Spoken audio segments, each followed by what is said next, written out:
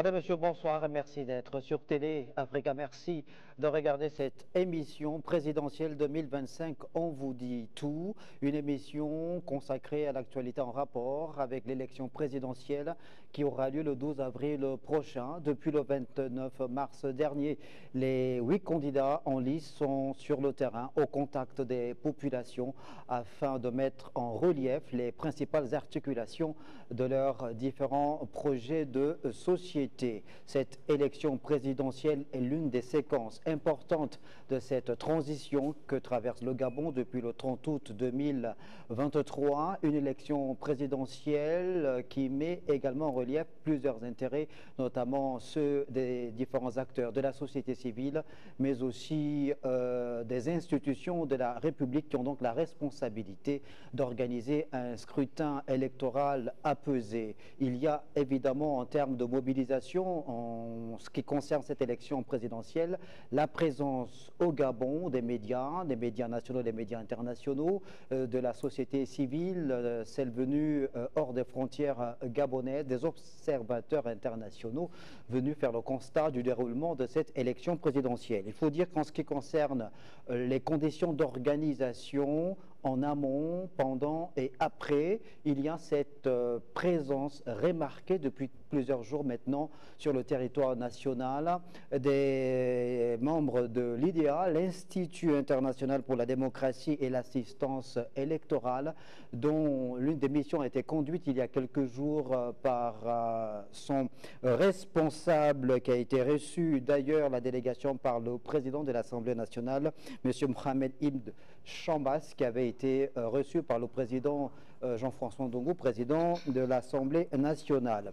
Dans cette émission, on va donc faire le point sur l'organisation du scrutin, sur les missions d'observation, sur la signature de ce code de bonne conduite organisé il y a quelques jours au Gabon et qui a donc vu la présence des candidats engagés dans cette élection présidentielle.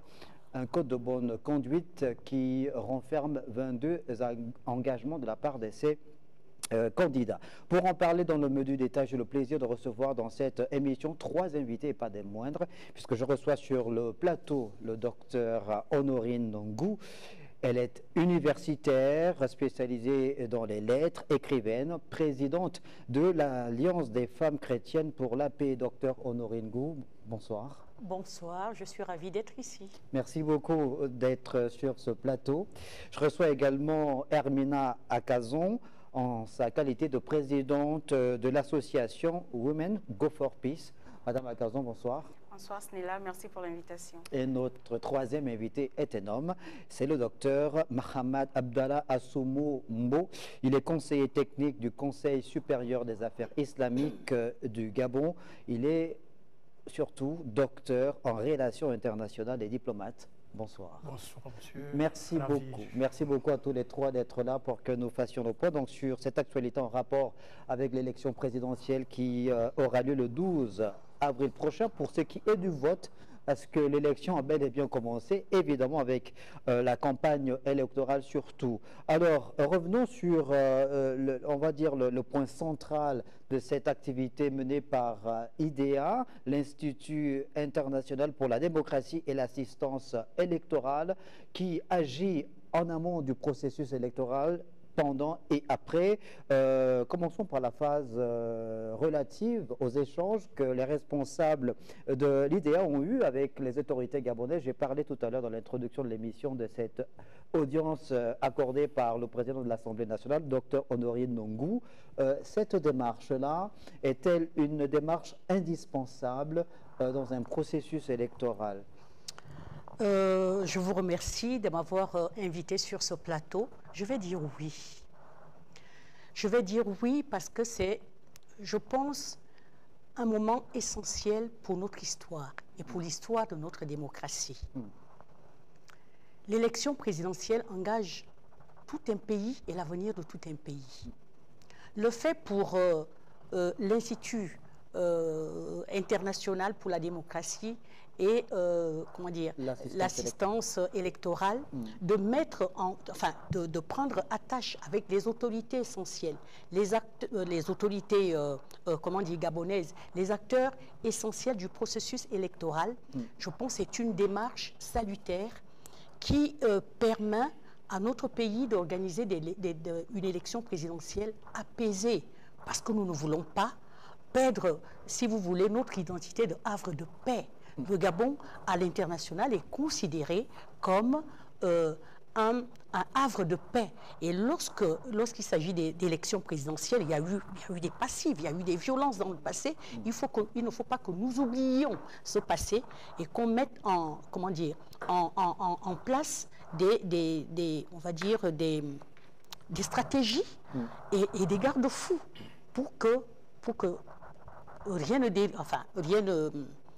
pour éviter des violences, pour éviter des dérives et pour que notre pays, effectivement, garde cette réputation de havre de paix, même avant l'élection présidentielle, pendant l'élection présidentielle et après l'élection présidentielle.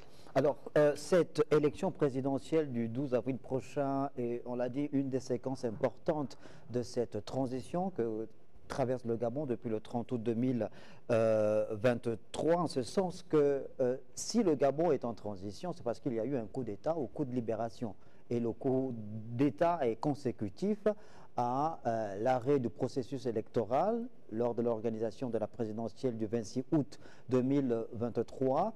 Le Comité pour la transition et la restauration des institutions avait jugé que l'organisation avait été tronquée. Je voudrais donc vous poser la question à vous, Dr Mohamed Abdallah Assoumou Mbo, en votre qualité de spécialiste de questions de relations internationales. Cette élection présidentielle concerne le Gabon, les Gabonais qui ont rendez-vous une fois de plus avec l'histoire le 12 avril prochain. Pourquoi est-ce que, sur le plan international, les organismes internationaux, les ONG internationales, la société civile internationale, les observateurs internationaux ont un regard sur ce processus électoral? Merci pour cette invitation privilégiée. Au nom de Dieu, le clément, le miséricordieux, louange à Dieu, Seigneur du monde. Pas de divinité à part Dieu, c'est en lui que nous mettons notre confiance et à lui nous revenons repentants et vers lui est le devenir. Je pense que ce moment marque une étape essentielle dans la consolidation de notre démocratie et dans la quête d'un processus électoral apaisé, inclusif et transparent. L'initiative que nous portons aujourd'hui s'inscrit dans le cadre des efforts engagés pour assurer un climat politique serein, où la confrontation des idées prime sur les tensions et où le respect des principes démocratiques demeure notre boussole commune. Notons que l'expérience internationale enseigne que la signature d'un code de bonne conduite volontaire contribue fortement à l'apaisement du climat électoral.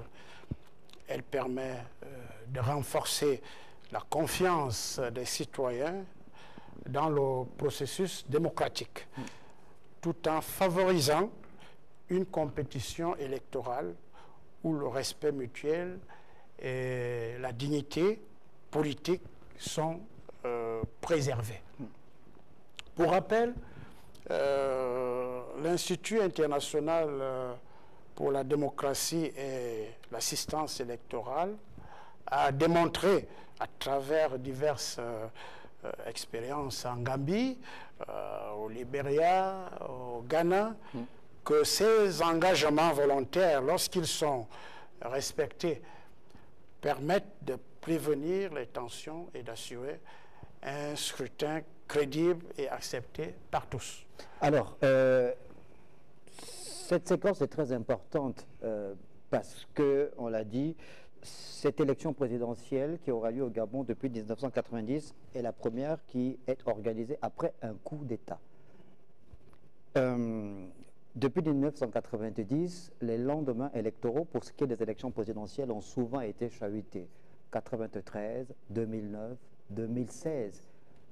Alors, Hermina Akazon, ce code de bonne conduite en amont, quels sont les éléments qui permettent de prévenir quand on engage ou les candidats s'engagent à signer ce code de bonne conduite? À quoi sont-ils plus ou moins astreints? Merci beaucoup, M. Snella. Alors, vous l'avez rappelé à juste titre, depuis 1990, nous avons souvent eu des lendemains électoraux qui sont contestés. Et donc, ce code de bonne conduite a pour mission justement de prévenir les contestations que nous avions connues durant les années 90 à 2023, s'il faut le dire ainsi. Et il contient des engagements, justement des candidats visant à respecter premièrement l'éthique. Déjà pour ce qui est de cette période de campagne qui s'est ouverte le 29, il s'engage également à respecter le résultat des urnes parce que c'est souvent ce qui, à mon avis, à mon sens, pose problème lorsque la partie en face, la partie adverse n'accepte pas le résultat des urnes. C'est ce qui a souvent créé des débordements. Donc ce code de bonne conduite a pour mission, n'est-ce pas, d'encadrer, de prévenir ces contestations qui peuvent naître. Alors, donc, le code, vous venez de le dire, il contient 22 engagements. Il faut respecter, évidemment, ces engagements pendant la période préélectorale, la campagne, pendant les élections aussi. Il y a un autre aspect, Madame Go, qui m'intéresse, moi, qui m'a intéressé quand je regardais. C'est des points essentiels qui peuvent être des facteurs qui peuvent déclencher des crises post-électorales. Le processus électoral en lui-même. On exige aujourd'hui qu'il y ait un processus électoral transparent. Et là, dans ce code de bonne conduite, je veux qu'il y ait un point relatif à l'achat d'électeurs. C'est-à-dire que vous avez engagé ceux qui ont signé les candidats à ne pas procéder dans ces pratiques déviantes. Absolument. Ils ont aussi, en signant le code de bonne conduite, ils prennent l'engagement, effectivement, de ne pas acheter les consciences, bien entendu. Parce que quand vous signez un code, vous engagez à respecter le contenu, effectivement, des engagements pris. Et je pense que c'est une très bonne chose, hein, ma foi. Bah ouais, la jeune dame a parlé tout à l'heure de l'éthique. Et je le disais quelque part. Je disais que nous avons l'exigence aujourd'hui, tout le monde, de revoir ou bien de moraliser la vie publique. La vie publique. Et c'est important de le rappeler à ceux qui veulent prendre la tête de ce pays, parce qu'ils sont soumis quelque part à une exigence d'exemplarité. Et l'exemple vient d'en haut, tout à fait. Donc c'est des questions éthiques qui sont essentielles et qu'il faut absolument, regarder et respecter. Alors, Mohamed Abdallah Soumumbo, donc, pas d'achat d'électeurs, pas d'achat des scrutateurs, mais aussi des membres des organes qui ont la responsabilité de la centralisation des résultats. Comment est-ce que, de façon pratique, vous allez opérer sur le terrain pour pouvoir vérifier de l'effectivité de l'application de cet engagement contenu dans le code de bonne conduite volontaire? Nous, Gara Moreau, avons un rôle crucial à jouer pour que ce scrutin se déroule dans la transparence et la sérénité. La foi bannit toute notion de classe et vise à la communion des cœurs et des esprits. La foi nous recommande aussi de souhaiter pour autrui ce que nous désirions pour nous-mêmes. C'est sur ces principes, sur cette idée de coopération que se fonde aujourd'hui ce que nous appelons aujourd'hui démocratie.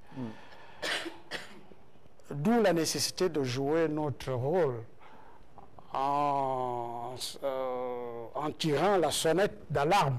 Alors, vous tirez la sonnette d'alarme par des campagnes de sensibilisation, les passages sur les plateaux Voilà. télé et radio. Aussi bien à l'endroit de certains candidats par rapport à la violence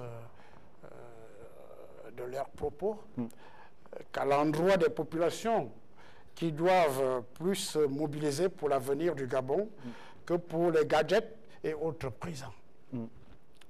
Notons que nous mettrons en œuvre pour le faire signer aux trois candidats restants afin de rejoindre cet engagement à mener des campagnes justes et apaisées sans incitation à la violence dans le respect de la Constitution et pour l'intérêt de la nation.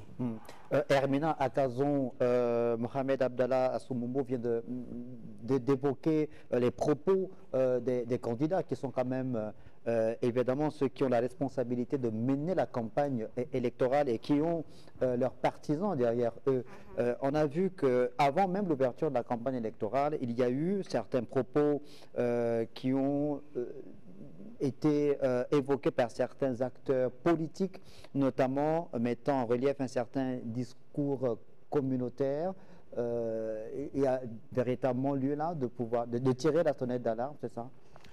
Bien sûr. Alors, il y a, comme vous venez de le souligner, il y a effectivement eu des propos tribalistes de certains candidats. Et moi, en tant que coordinatrice du projet de monitoring et de prévention des violences liées au processus électoral, nous avons justement cette responsabilité-là à travers des moniteurs que nous avons déployés, préalablement formés, et qu'ensuite nous avons déployés sur l'ensemble du territoire, cette responsabilité justement de veiller et de collecter toutes ces informations qui ont attrait à la violence durant ce processus.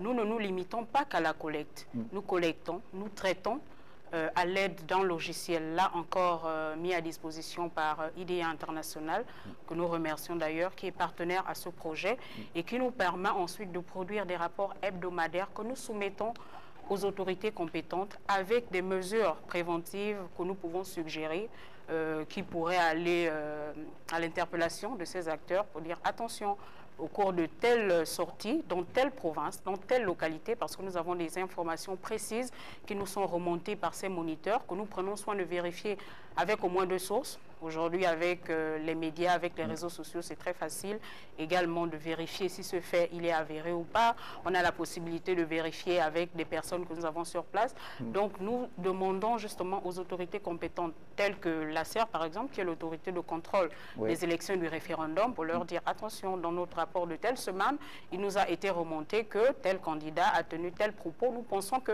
si de tels faits se répètent ou se multiplient, ça pourrait avoir pour effet d'embraser, n'est-ce pas, les populations. Elles pourraient avoir des réactions totalement inattendues et que nous ne pourrions peut-être pas contenir. Donc il est important que nous puissions prévenir justement en attirant l'attention de ces acteurs-là, qu'ils soient candidats ou électeurs, parce qu'il n'y a pas que les candidats justement qui sont engagés dans cette campagne. Il y a également des partisans de candidats qui, eux, à leur tour, se font parfois le relais de propos assez violents, assez tribalistes, assez sectaires et qui peuvent, n'est-ce pas, faire sortir les uns et les autres de leurs réserves. Alors, vous avez parlé des autorités compétentes, évidemment.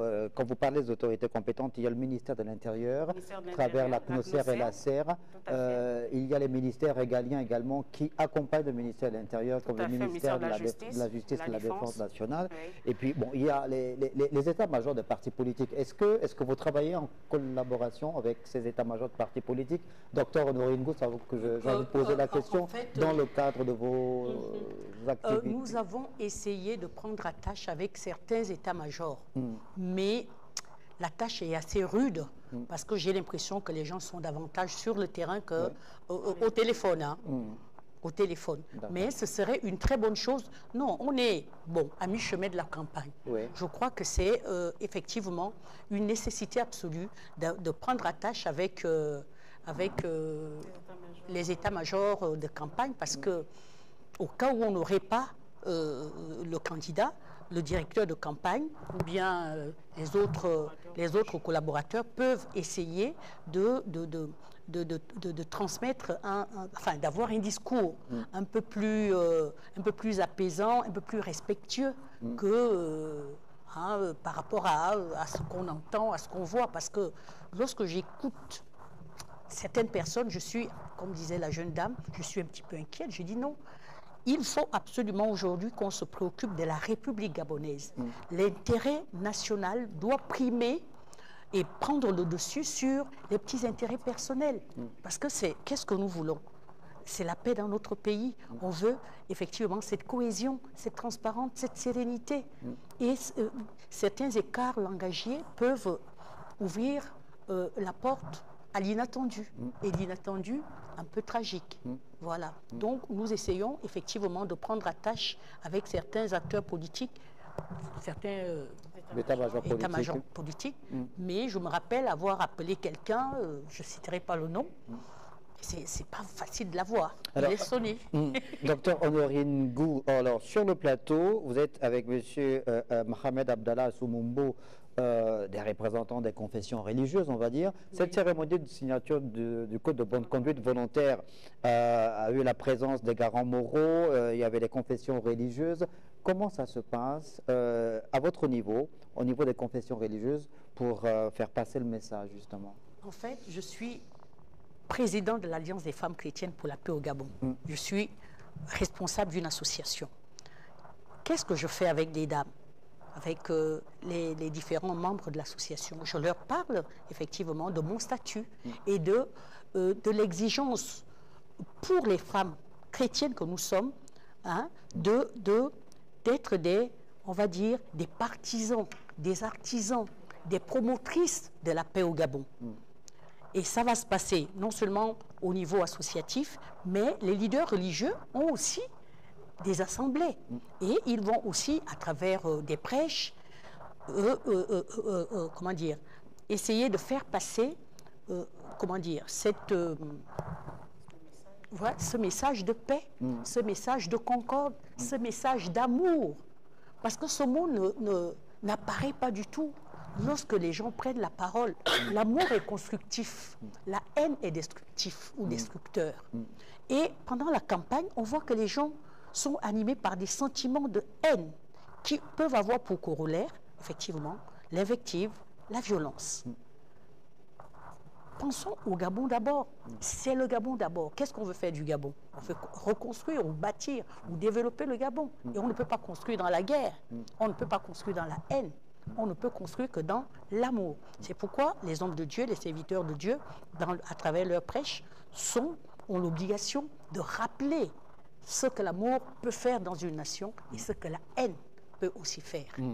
Docteur Mohamed Abdallah Soumumbo, alors on sait que le principe de la séparation entre la religion et l'État est consacré depuis plusieurs années, mais on sait évidemment que la religion, à côté de l'État, est d'un apport important.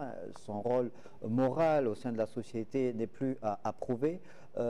Comment, au niveau du Conseil supérieur des affaires islamiques, vous menez des campagne de sensibilisation à l'endroit des fidèles par rapport à cette échéance électorale, t'as entendu, est très importante? Merci, mais je pense que j'avais déjà résumé quand je parlais de la foi. La foi, c'est la religion. La religion qui bannit toute notion de classe et vise à la communion des cœurs et des esprits.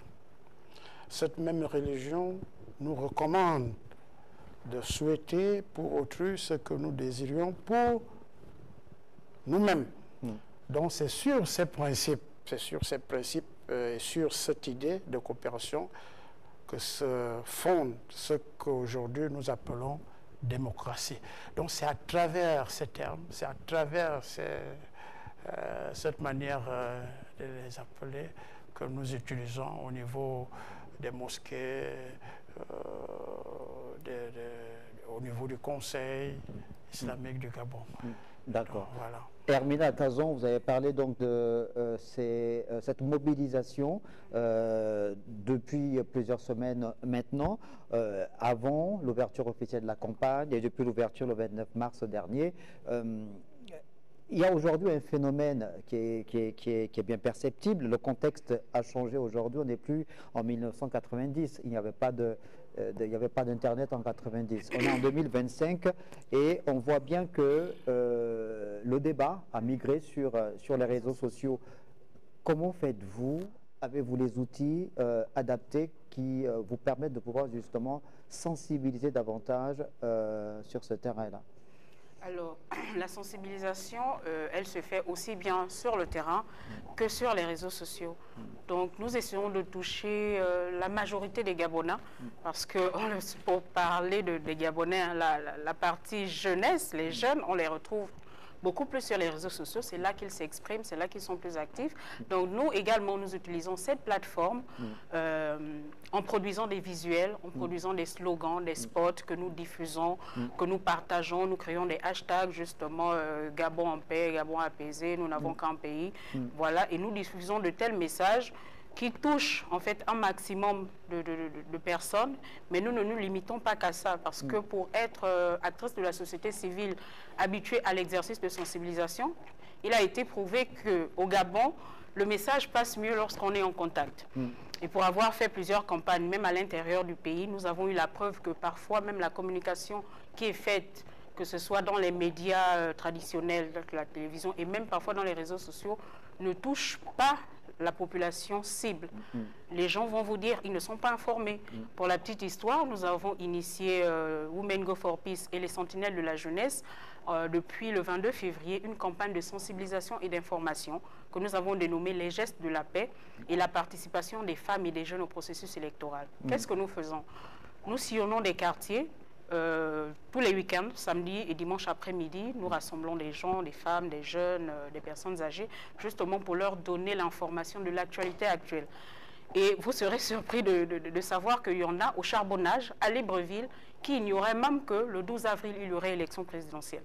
C'est vous dire à quel point la mission de sensibilisation, elle est importante, que ce soit la sensibilisation traditionnelle à travers le porte-à-porte, à travers des grandes campagnes où on rassemble les gens, à travers les réseaux sociaux et les médias. Donc, il est important que tous les acteurs qui sont impliqués dans le processus, n'est-ce pas, s'approprient cette mission d'informer la population. Parce que l'un des dangers, justement, lorsque la population n'est pas bien informée, eh bien, elle peut également donner la voix à des violences qui sont parfois inexpliquées.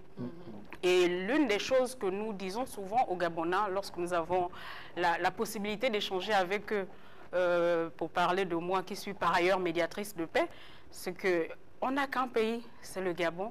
On gagnerait tous à le préserver. Une autre chose, c'est que les divergences d'opinion politique ne font pas de nous des ennemis. Je peux être totalement opposé à Mme Gou, qui est assise à côté de moi du point de vue politique, mais ça ne fait pas de nous des ennemis. Ce sont des débats d'idées qui ne doivent pas nous emmener, n'est-ce pas, à nous déchirer, qui ne doivent pas nous emmener à tenir certains propos. Et je pense que ces initiatives conjointes qui ont un seul et même objectif, c'est de promouvoir un climat apaisé, des élections apaisées vont porter si chaque acteur à son niveau joue son rôle. Docteur Honorine Gou, alors, vous avez donc pris part à cette cérémonie de signature du Code de bonne conduite volontaire en présence des 5 candidats qui ont déjà signé. Comment vous les avez trouvés? Ont-ils été réceptifs au discours? Je vais dévoiler un petit secret. Il y a alors là, j'étais avec M. Assoumou, qui n'a pas du tout été réceptif. Il a fallu, je ne suis pas diplomate, je suis assez direct, mais pour moi, qui considère la paix comme un impératif social, et surtout au cours de telles périodes, nous avons usé de toutes les stratégies, de toutes les tactiques pour nous faire accepter. Ce n'était pas évident. Et j'ai terminé, comme il disait, par la foi, parce que je suis aussi une femme de foi. Il a fallu que nous prions avec un candidat, M. Assoumela, et je lui ai dit, écoutez, comme le disait la jeune dame, notre pays, je crois, est la prunelle de l'œil que nous devons préserver, protéger. Lorsque les gens s'engagent à l'élection présidentielle, ils se battent pour le Gabon et pour que la paix règne au Gabon. C'est ce que j'essayais de lui dire à l'époque, ce code de bonne conduite vous engage, nous engage tout le peuple gabonais. Et c'est notre histoire et votre histoire que nous sommes en train d'écrire. Donc il a fallu vraiment user des mots les plus, on va dire, des mots adéquats, des mots, on va dire, de toute une subtilité. À un moment, il a dit, il vient, il ne signe pas. J'ai dit non, c'est pas possible. Si vous venez, vous avez l'obligation de signer pour le Gabon, pour l'avenir de notre pays, pour la paix au Gabon. Et enfin, à la fin de, comment dire, la rencontre, il a dit, la grande, je viens signer pour le Gabon. D'accord. Voilà. Et il a signé. Et il a signé. Il a signé. Et d'autres candidats, on a vu les autres, hein, les 5, franchement, c'était fair play. Et pour moi, c'est mon point de vue, hein, c'est une réflexion personnelle. Je dis, ce pays sera redressé avec les amoureux de ce pays. Il faut que nous apprenions, tous autant que nous sommes, d'aimer ce pays. Et je me suis dit finalement, ils sont venus parce qu'ils aiment le Gabon. C'est un point de vue. D'accord. Docteur Assoumumbo, alors, on voit bien au regard de l'intérêt que représente cette élection présidentielle que l'engagement de l'Institut international pour la démocratie et l'assistance électorale va au-delà du simple formalisme, j'ai envie de dire, par rapport à cette signature du code de bonne conduite volontaire. C'est au-delà du formalisme, c'est un véritable processus qui a pour objectif d'emmener des candidats, d'emmener des populations à pouvoir avoir le Gabon chevillé au corps, parce que comme l'a rappelé le docteur Honorine Ngou, on n'a qu'un seul pays et il va de l'intérêt de tous de pouvoir préserver ce climat de paix au Gabon. Je pense que c'est un engagement. C'est un engagement solennel qui permet à tous les Gabonais, candidats ou électeurs, de s'y mettre. Donc, on demande seulement au bon Dieu de bénir le Gabon. On n'a plus de mots à dire puisque nous avons pratiquement tout dit, tout fait, pourvu que cette élection se passe dans la sérénité. Le code, c'est volontaire. Donc, ce n'est pas une force, c'est pas une imposition. C'est volontaire, mais il faut avoir le souci de ton peuple, le souci des Gabonais, le souci de ta patrie, afin de t'engager. Donc, c'est ce que je pouvais... Hermina Cazon, alors le processus électoral, on peut le séquencer en 3 principales étapes. On va dire la pré-campagne, la campagne, enfin, oui, la pré-campagne, la campagne et le jour du vote. Qu'est-ce qu'on peut dire en ce qui concerne le jour du vote, le 12 avril 2025? Le 12 avril 2025, pour moi, c'est une date historique. C'est une date très importante. Et en tant que citoyenne gabonaise, en tant que patriote, je n'hésite pas à diffuser des messages qui invitent tous les Gabonais inscrits sur la liste électorale à aller voter. Pour moi, c'est le premier acte que l'on peut poser en tant que citoyen, en tant que peuple qui aime son pays. Parce que c'est à travers le vote, c'est à travers le scrutin qu'on choisit, en définitive, qui seront nos dirigeants, qui va diriger le Gabon demain. Donc le message que je passe depuis un certain temps et que je continue de passer, c'est que 0 abstention. Si ça ne tenait qu'à moi, c'est 0 abstention le 12 avril. Tout le monde doit pouvoir aller voter, tout le monde doit pouvoir aller choisir le candidat qu'il aura estimé être le bon pour ce pays. Ça commence par là. Avant que d'aller sur la scène publique, avant que d'aller poser un quelconque acte. Et ce que je dis souvent aux jeunes, qu'en réalité, si tu n'as pas voté, tu n'as même pas le droit de participer au débat, vu que tu as laissé les autres décider pour toi. Voilà une occasion qui nous a offerte. Donc le 12 avril, c'est une date mémorable pour notre pays, qui a traversé une transition jusque-là pacifique. Nous bénissons Dieu pour cela. Et nous prions que le 12 avril, les choses se passent bien et que juste après, parce que c'est souvent... Le jour J encore, on ne craint pas grand-chose, mais c'est souvent la période entre le jour de l'élection, l'attente et la proclamation.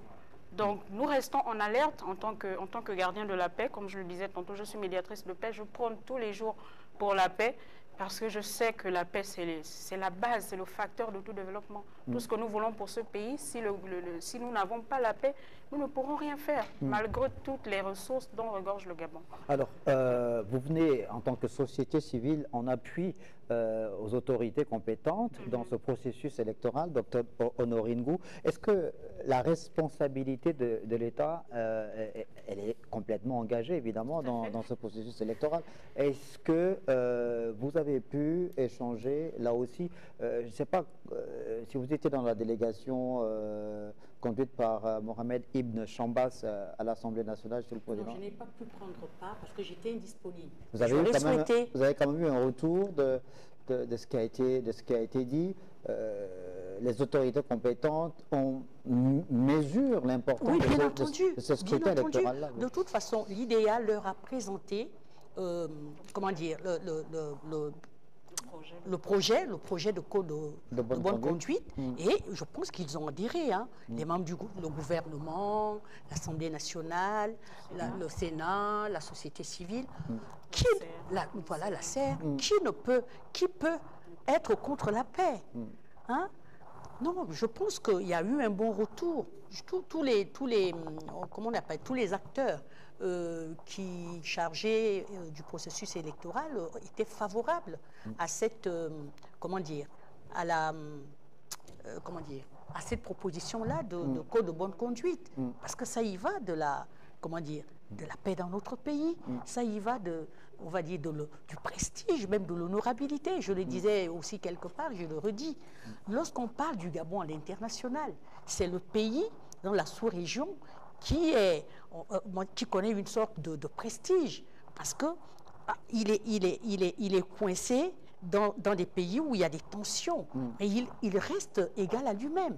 Et je pense que après dans ma tête, c'est pourquoi je suis à l'aise dans mon rôle de garant moral, quand je sais que tous les pays ont leur caméra sur le Gabon, je me dis non, il faut que... Je suis même allée sur le terrain pour dire aux gens, l'esprit de citoyenneté, le sens de la patrie, l'amour de la patrie doit primer sur toute autre raison pour que les choses se passent très très bien.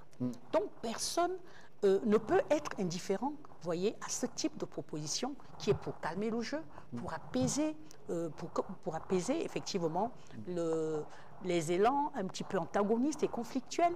J'ai aimé, comme la jeune dame disait, que nous pouvons avoir des idées différentes sans être des ennemis. Nous ne sommes pas des ennemis. Nous proposons un projet de société au public gabonais, et il choisit entre vous et moi. Mais ça ne fait pas de nous des ennemis. Ce qui est notre parti, c'est le Gabon. Alors, Dr Mohamed Abdallah Soumombo, il y a la société civile, mais il y a surtout qu'il y a des professionnels de la politique, les partis politiques, les leaders politiques. Dans cette recherche permanente de préservation de la paix, vous voyez en eux, en ces acteurs politiques, en ces leaders politiques, des vecteurs pouvant emmener ce message de préservation de la paix plus loin auprès de leurs différents militants? En fait, une véritable démocratie suppose chez les citoyens civisme et conscience morale. La démocratie est le stade suprême de l'évolution d'une société. Elle n'est pas donnée au départ, mais vient tout naturellement lorsque les conditions qu'elle requiert sont réunies. Et ces conditions sont, à mon sens, un État moderne qui fonctionne et qui soit respecté par la population parce qu'il est respectable. Une nation qui forme déjà un ensemble cohérent et solidaire, un peuple qui atteint un niveau d'éducation et un standard de vie tel qu'il puisse recevoir la démocratie. Non pas comme un luxe dont on ne sait que faire, ou un bien précieux, signe de maturité et moteur. Non, non. C'est ça la démocratie. Chacun, en fait, est convaincu que le vote est un devoir impérieux et une affirmation essentielle du caractère démocratique de notre régime. Il témoigne également de la parfaite cohésion qui règne entre le peuple et le gouvernement. Donc, cette cohésion se manifeste à chaque consultation électorale. Dans cette bataille gigantesque où peuple et gouvernement sont engagés solidairement, les considérations personnelles et les préférences sentimentales doivent s'effacer. D'accord. Alors, Hermina Akazon, les 5 candidats qui ont déjà signé ce code de bonne conduite se sont donc engagés à respecter sont donc disposés à respecter les 22 engagements contenus dans ce code de bonne conduite-là. Ils acceptent donc de reconnaître évidemment les résultats qui seront proclamés par la Cour constitutionnelle. C'est bien ça? Pour moi, cela va de soi, c'est la conséquence. Et pour revenir même à l'esprit de l'élaboration de ce code de bonne conduite, il faut le dire, cette élaboration a été faite de façon inclusive et participative. Il faut dire qu'il y a eu une large consultation, n'est-ce pas, de toutes les parties prenantes, partis politiques. Tout à l'heure, vous avez demandé quel est l'apport des partis politiques, n'est-ce pas, dans cette mission de consolidation de la paix. Et bien, même les partis politiques sont engagés. Pour vous dire, même le jour de la cérémonie, les partis politiques ont été conviés, ils étaient présents. C'est-à-dire qu'ils adhèrent totalement à ce projet. Mais même avant la signature, ils ont été consultés parce que c'est un projet qui a été présenté. Moi, en tant que société civile, j'ai été conviée, j'ai eu à contribuer, n'est-ce pas, à la rédaction de ces 22 engagements, les partis politiques, les autorités qui sont engagées dans le processus électoral, j'entends par là la CNOSER, la SER, tout à l'heure vous avez évoqué l'audience à l'Assemblée nationale. C'est vous dire que c'est un processus qui est non seulement inclusif, mais qui est aussi volontaire. Voilà pourquoi tout à l'heure, et participatif. Tout à l'heure, Madame Honorine Ngou vous disait qu'ils sont encore en négociation pour obtenir les 3 autres signatures. Donc, c'est vous dire que pour l'avoir signé, ces candidats sont tenus, n'est-ce pas, au respect du résultat des urnes. Donc le choix que les Gabonais auront fait le 12 avril devrait en principe être respecté. Parce que, in fine, docteur Honorine Ngou, pour l'IDEA, il faut de façon permanente faire la promotion d'une démocratie durable. Oui, même si, bon, la promotion d'une démocratie durable, mais avec des acteurs de paix. Parce que la démocratie n'équivaut pas à la violence, à la guerre. Quand on définit le mot démocratie, démos, peuple, kratos, pouvoir, le pouvoir du peuple, par le peuple et pour le peuple. Quand c'est pour le peuple, parce qu'on ne peut pas diriger un pays sans peuple. Il faut absolument, effectivement, tenir compte de ce peuple-là, de ses aspirations, de ses besoins, etc., etc. Et surtout, il faut transmettre le bon message à ce peuple-là. Et je crois que c'est ce que l'IDEA essaie de faire pour que ce scrutin soit apaisé. Parce que c'est pas toujours, je dis, la violence ne vient pas toujours du haut. Ça peut venir de la base. Et ça vient généralement de la base. Et ce peuple doit savoir que nous sommes effectivement dans un processus démocratique. Le meilleur gagne. Le meilleur doit gagner sans violence, sans invective, sans guerre. Et je pense que c'est vraiment très, très important parce que quand on parle de démocratie aujourd'hui en Afrique, je vous assure, parfois je me dis, est-ce qu'ils savent ce que c'est que la démocratie? Laissez l'autre s'exprimer. Comment dire? Expliquer, signifier. Et vous l'écoutez. Et vous échangez. Et vous bâtissez. Même, j'aime bien le mot participatif. Parce que la démocratie est participative. Elle n'est pas, elle est inclusive. On n'exclut personne. Mais les mêmes personnes qui parlent de démocratie, le peuple surtout, qui ne sait pas qu'il a un pouvoir, qu'il a un rôle à jouer, est souvent celui qui vient effectivement détruire. Et c'est pourquoi moi je salue vraiment profondément l'initiative de l'IDEA qui a mis en place ce code de bonne conduite qui est participatif et inclusif et volontaire. D'accord. Voilà. Alors, Mohamed Abdallah Assoumumbo, alors, est-ce qu'on peut aujourd'hui se réjouir du fait que depuis l'arrivée du CTR et à la tête du Gabon, on ait fait un bond qualitatif dans le processus de l'organisation des élections en ce qui concerne la transparence, parce que là on a vu qu'il y a eu la création de deux organismes, la CNOSER et l'ACER, qui sont même composés d'acteurs de la société civile qui viennent en soutien au ministère de l'Intérieur. Il y a la présence des observateurs internationaux, il y a la présence des médias internationaux et des organismes internationaux. On sent qu'il y a une volonté manifeste d'organiser cette élection dans la transparence. Est-ce que ça vous rassure? Ça me rassure bien parce que non seulement nous remercions le bon Dieu qui a guidé nos autorités de la transition, parce que sans Dieu, rien ne pouvait se faire. Donc ça me rassure et je suis sûr que s'il plaît à Dieu, nous aurons des bons résultats dans tous les sens. Il n'y aura pas de violence, il n'y aura pas de tuerie. Donc ça me rassure. Voilà.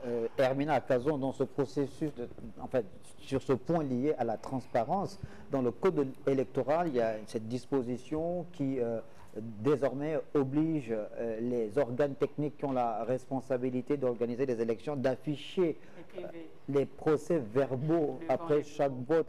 Est-ce que là, on a réglé un problème essentiel? Oui, je pourrais dire qu'on a réglé un problème parce qu'aujourd'hui, tout le monde pourra savoir pour chaque centre quel est le candidat qui l'a emporté. Et pour moi, ça vient régler quelque peu la question de la transparence. Mais encore que là, je ne peux pas dire que c'est gagné à 100% parce que c'est un code tout neuf, c'est une disposition toute neuve. Nous allons expérimenter tout cela le 12 avril. Donc, c'est le 12 avril qui va nous servir de test et qui nous dira finalement si ça marche ou si ça ne marche pas.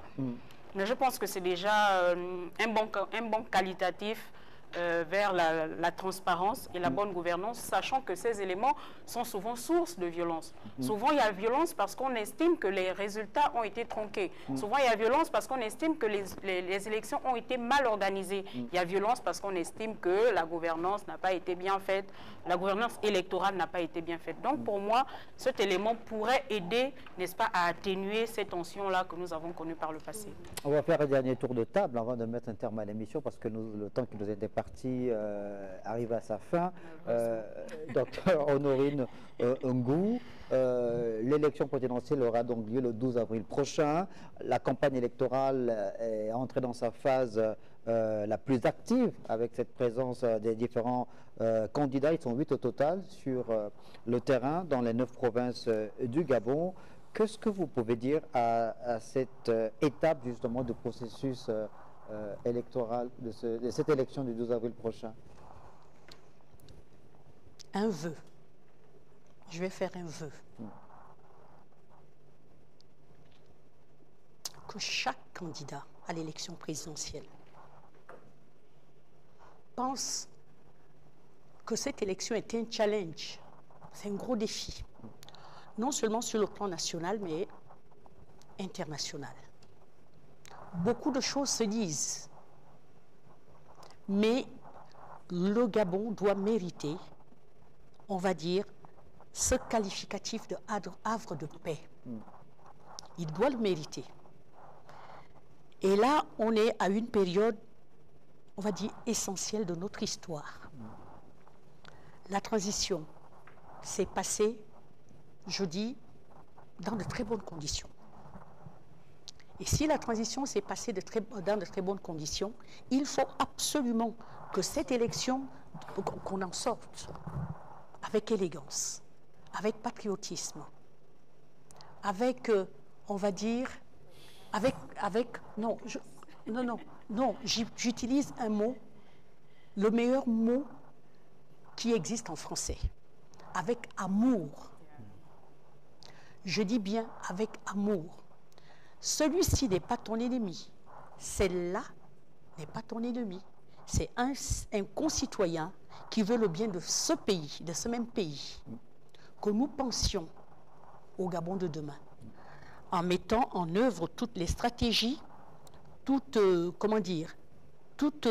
l'amour qu'on peut avoir pour ce pays, tous les meilleurs projets pour que ce pays se relève réellement. Et on ne peut le faire que dans ce processus, on va dire, inclusif, participatif et pacifique.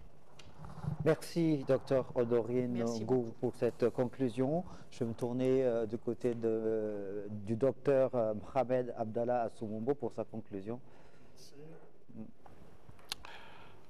Tous les Gabonais doivent conjuguer leurs efforts, ceux qui sont dans les conseils municipaux comme ceux qui n'y seront pas, ceux qui figurent dans l'Assemblée nationale ou dans le gouvernement comme ceux qui n'y figurent pas.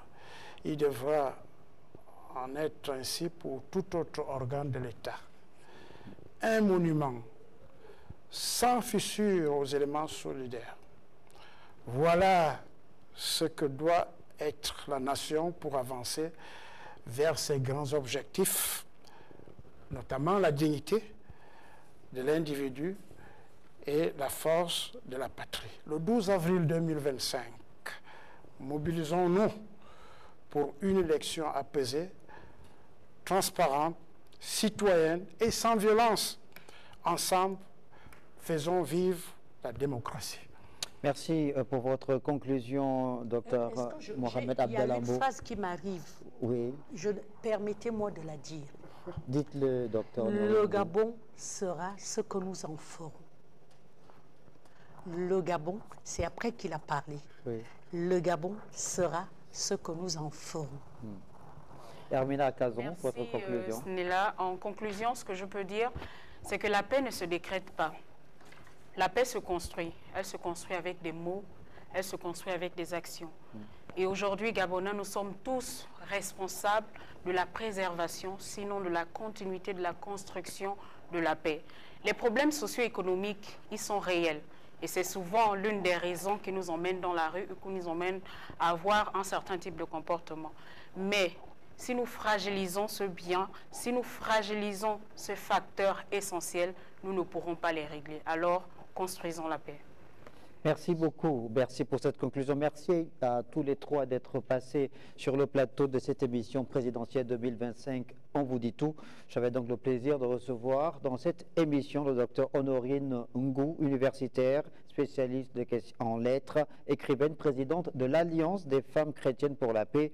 Armina Akazon, présidente de l'association Women Go for Peace, et le docteur Mohamed Abdallah Assoumou Mbo, conseiller technique du Conseil supérieur des affaires islamiques du Gabon, docteur en relations internationales et diplomate. Ils sont donc venus nous parler de ce formidable travail mené sur le terrain par l'Institut international pour la démocratie et l'assistance électorale dans le cadre de l'organisation de l'élection présidentielle qui aura lieu le 12 avril prochain au Gabon. Merci de nous avoir regardé et surtout bonne suite des programmes sur votre chaîne.